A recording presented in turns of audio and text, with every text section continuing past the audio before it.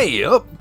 Right, I know this video has been a long time coming, but it was a very special video for me, so I wanted to make sure that everything was in place and that I got everything right. One thing that I do want to make clear, because of some of the content in this video, is that it's in no way a paid promotion. It's just an experience that I wanted to share with you, because it's a biggie for me. Now, as you know, about 2.5 months ago, I passed the 100,000 subscriber mark. I think I'm at about 105 now, something like that. A major milestone for any YouTuber. Now, the receipt of my silver play button was delayed. It got lost in transit at one point, so it took longer for me to actually receive it than I expected. I missed my turning here. And as is often the tradition here on YouTube, I wanted to do a little unboxing video, but several years ago I decided that I would celebrate this milestone with something special for me. Something that I've been promising myself I would do for many years ago. It never happened. And I decided a few years back that I would make sure that I did it when I hit my 100,000 subscriber mark. Luckily, both events have sort of aligned at round about the same time, so it's worked out quite well. Now, I normally leave this until the end of the video, but yeah, this is a self-indulgent video for me. If I can't do it now, when can I? There are various ways that you can help to support this channel. The easiest way is to leave a like to this video and my other videos that you watch, and perhaps become a subscriber if you're not already a subscriber. Now, if you do, hit the notification bell and ensure that your notifications on your account are enabled. That way YouTube will send you an alert whenever I upload a new video and you have the choice of watching it or not, but at least you don't miss videos that you might want to watch. I work very hard filming and producing 2 videos a week, every week, with little to no downtime. And it is quite disheartening sometimes to, look at your analytics. You know you've got 100,000 subscribers, yet only about 4,000 of those subscribers are signed up to notifications. And then at the same time, as you'll know from videos that where I've spoken about this in the past, you have people in the comments section complaining that they're not getting notifications and they haven't had them for months. They thought that I'd closed the channel down. Now, the other way that you can help to support me is through the Patreon page. There's a link at the bottom of the video description on every video. A small monthly subscription helps me to keep the channel going. Now, you don't have to join it for any particular length of time. You can unsubscribe from it at any point. It's entirely up to you. Or you can make donations through my PayPal account. Again, there's always a link in the video description down below. And last but not least, the other way you can help is obviously through the super thanks button that is just below the video. Right, let's get on.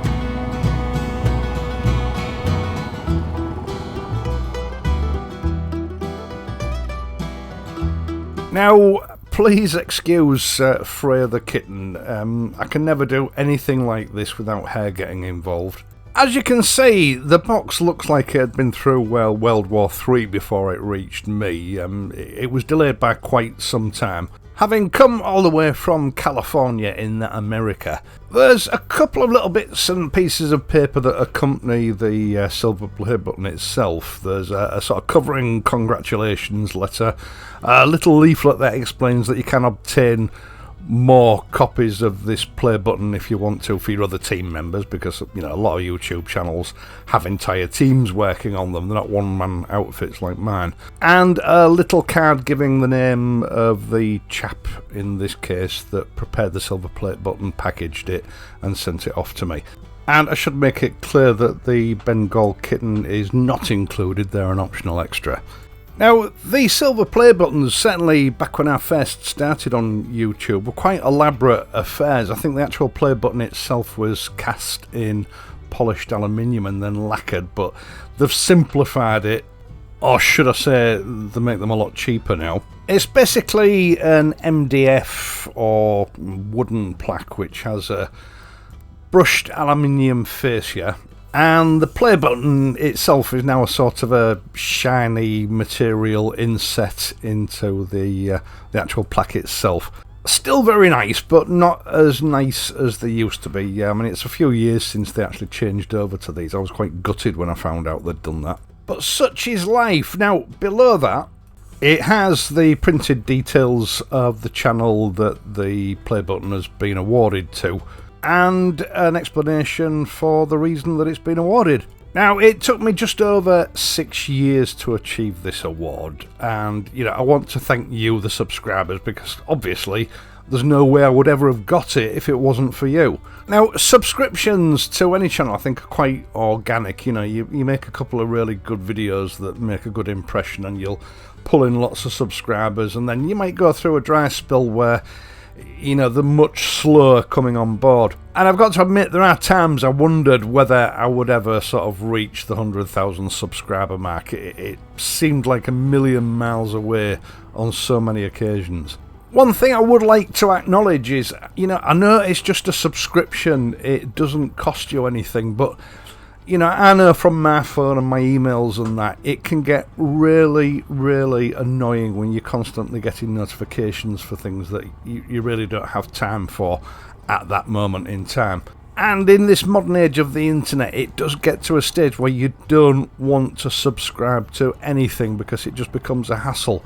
That makes it even more important to me that over 105,000 of you over the years have bothered to do it, and you've stuck with me. Thank you. I mean, when you think about it, that's the entire Wembley Stadium stacked out, standing room only, with another 15,000 people waiting to get in. I find that astounding. It still blows my mind.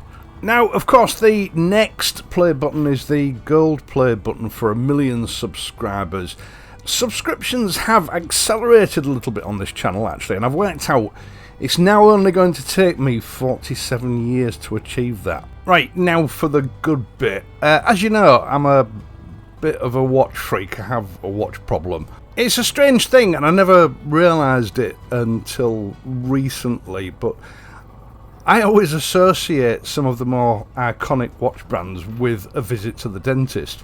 As a kid, my dad used to take me to a local dentist in Hull. I won't mention his name. He was a Scotsman, and my recollections of him that is, he was always drunk.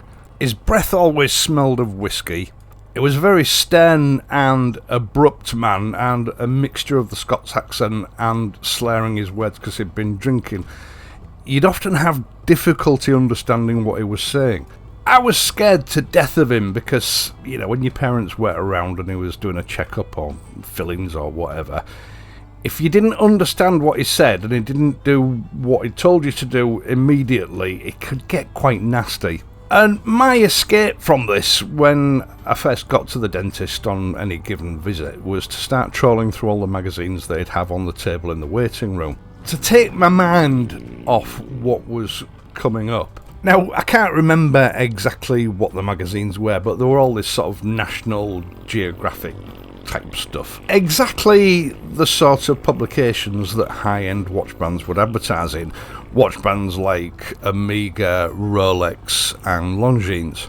I remember reading one article. It was about a plane crash on some mountain range somewhere, I think in Europe or South America, where the survivors were stranded for a long time and they were forced to consume those that didn't survive the crash. I think they've actually made 1 or 2 movies on the subject since then, but on the opposite page there was this advert for a particular model of watch from a well-known brand. I remember it as clear as day, although I'm not sure how old I was at the time. Bearing in mind that some of these magazines were 10 years old, they weren't new magazines. And that watch really captured my imagination.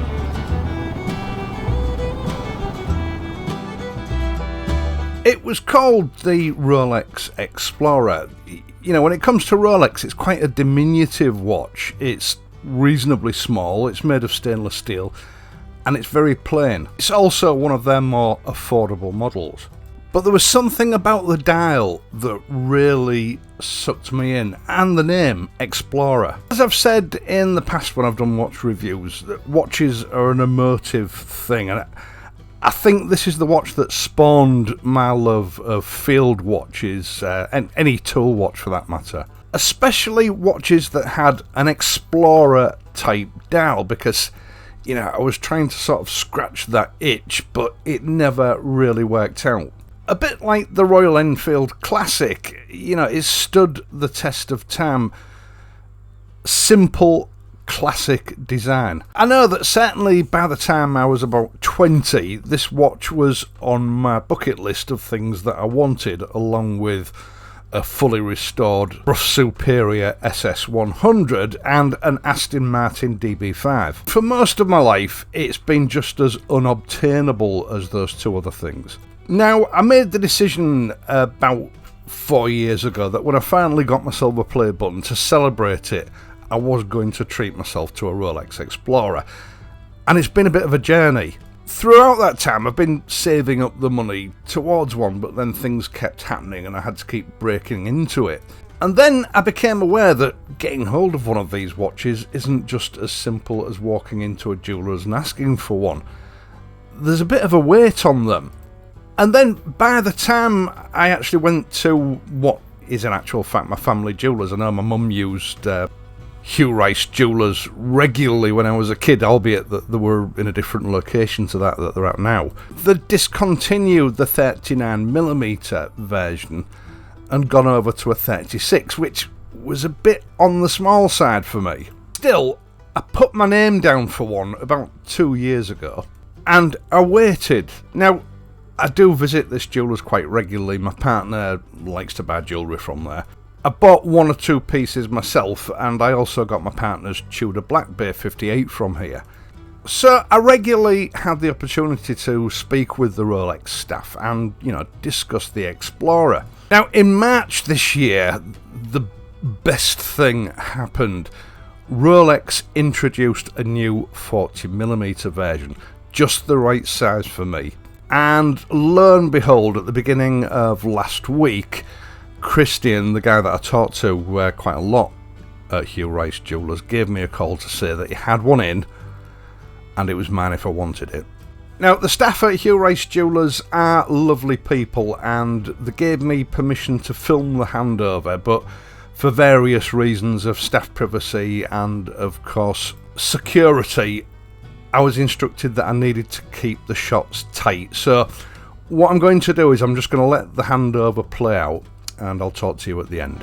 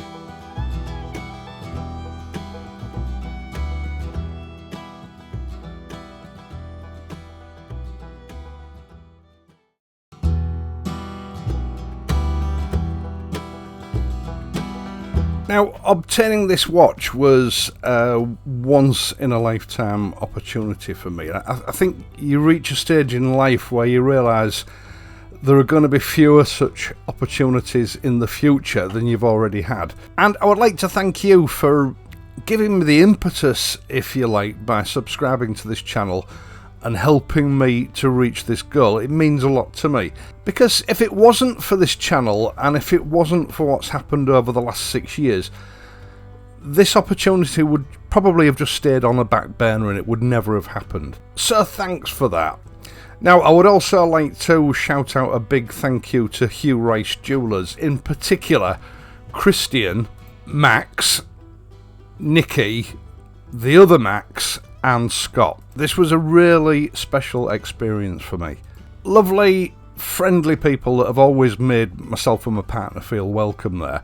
As well as being an authorised Rolex dealer, they're also an authorised Rolex repairer and service centre. They have a spectacularly equipped clean room for watch repairs and servicing.